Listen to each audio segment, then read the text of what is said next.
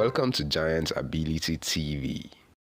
No one chooses or determines by whom to be born, or the place or country of birth. To this end, it is impossible and outside the powers of man to determine where, how, and when to die. Nonetheless, man is endowed with inherent abilities to create and build, as well as to destroy as the case may be. According to an adage of the Yorubas, one of the main tribes in Nigeria, it is only a bastard child who uses his left hand to point at his father's house. Wise men have said at different times that we should never look for the birds of this year in the nest of the last.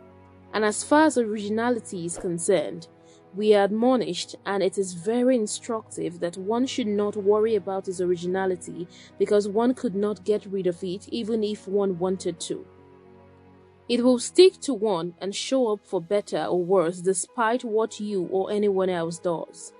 The situation that Nigerians are forced to live in today is beyond what anyone can easily wish away.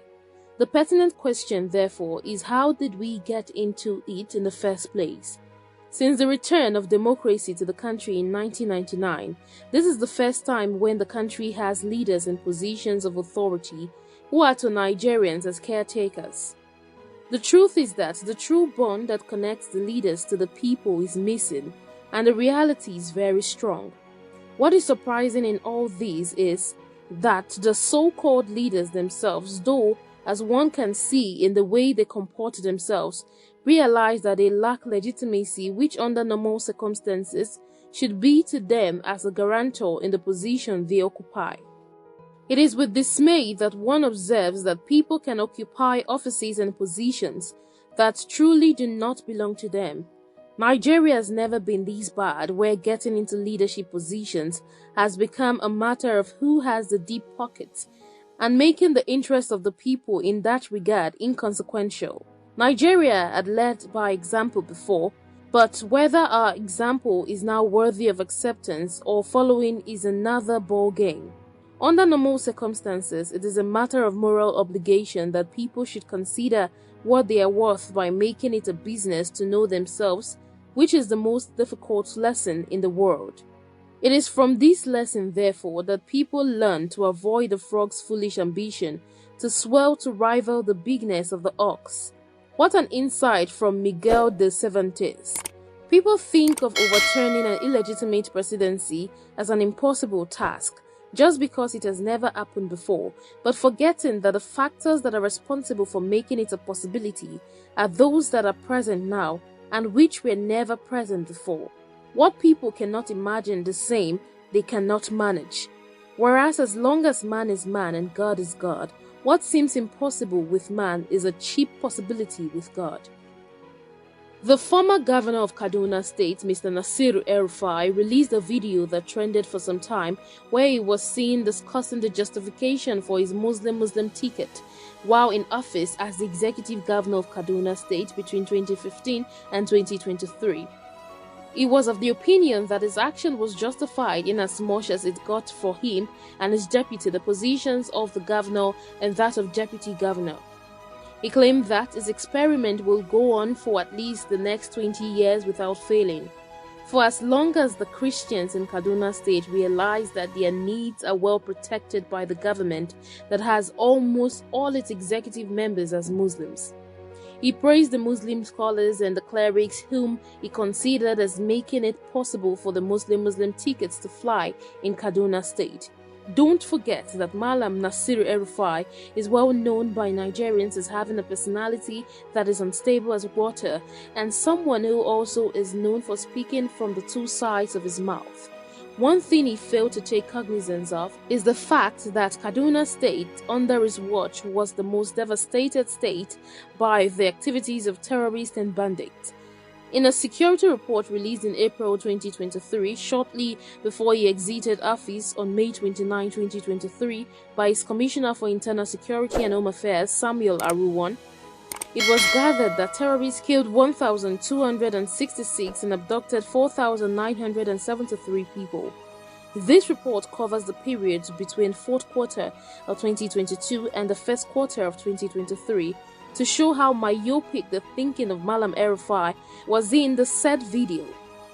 It was only concerned with how important the Muslim ticket was, only in relation to winning an election, with no regard or feeling for the number of lives of innocent people killed in a state and those who suffered serious trauma.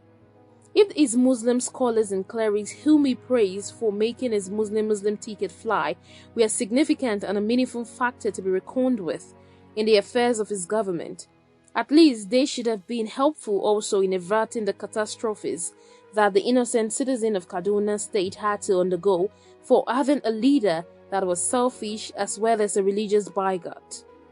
One important thing to take notice of about the man El-Rufai is that his religious extremist stand led to the incessant killings of the southern Kaduna Christians in thousands under his watch and with no solution to the problem. If members of the ex-governor's family were victims of terrorism and banditry, definitely it would not have been bragging about winning an election with the Muslim ticket at the expense of his primary assignment as the governor of Kaduna State, which was the protection of lives and property of the citizens. Nigerians have had enough of people like Nasir El-Rufai, and wisdom demands that people like him should not be appointed into any government position in Nigeria again in the interest of peace, progress, and unity of the country. Recall also that El-Rufai had bandits and terrorists formed a parallel government in his state and under his watch. What a failed government and an insensitive governor. Shame on him. Do not govern your life by fancy but by reason. One ought always to side with duty and reason, so that neither vulgar passion nor tyrannical violence may be able to make one abandon them. The crafty often stands neutral and by plausible and metaphysical subtlety endeavor to reconcile their consciences to their passions with reasons of state, but an upright man looks upon that way of trimming as a kind of treason, thinking it more honor to be good than to be great. Judge Shirley.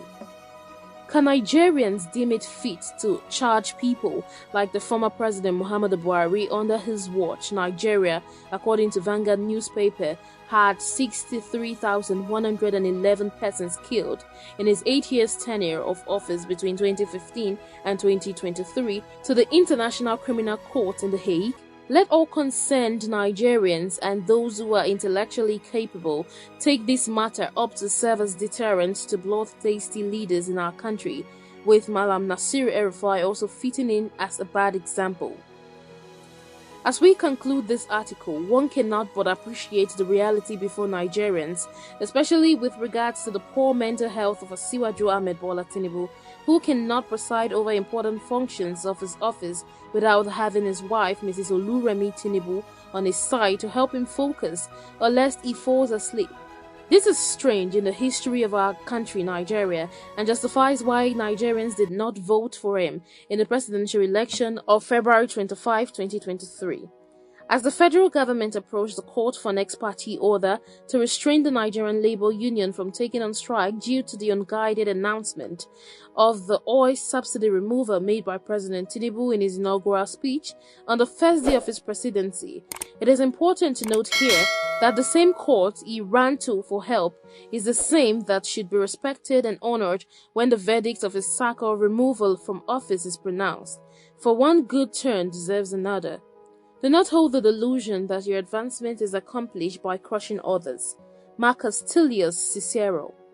It is gladdening to note with nostalgia the gentle and peaceful personality of the presidential candidate of the Labour Party and the President of the People of Nigeria, Mr. Peter Gregory Obi, his wise and careful handling of the painful realities of the announcement of Mr. Bola Ahmed Tinubu by INEC chairman as President-elect and his swearing in as the President of the Federal Republic of Nigeria, helped a lot to avert anarchy and war in Nigeria.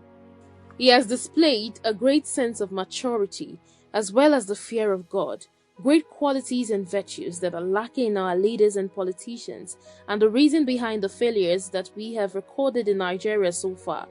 I think the best thing is always to put good faith upon disagreeable state of affairs and take that sensible view which may be taken even in the most distressing and adverse occurrences, if you have a command over your temper and your head. Benjamin Disraeli. On a final note, Nigeria has all the potential as given by God to lead the African continent, and we should do all that is humanly possible not to fail in these God-given responsibilities. The ball is now in the court of the Nigerian judiciary, which by all intent and purpose is doing a great job, as can be seen in the untiring efforts of the judges of the Election Petition Tribunal. Nigerians are expectant of the best outcomes, for all our eggs have been packed in one basket, which is the Nigerian judiciary, and to this end, caution is required for a safe landing. As you look towards the future, always remember the treasures of our past. Every generation stands on the shoulders of the generation that came before. Jealously guard the values and principles of our heritage. They did not come easy, former President Ronald Reagan.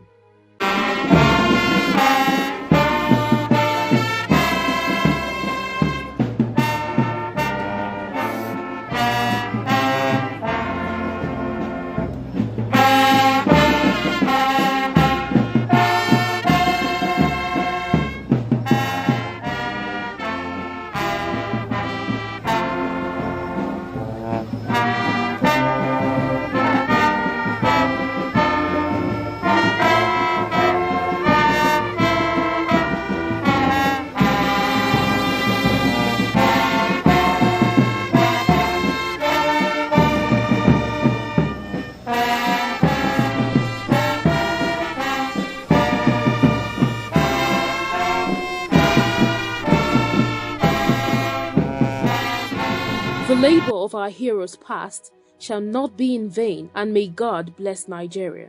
Thank you for watching.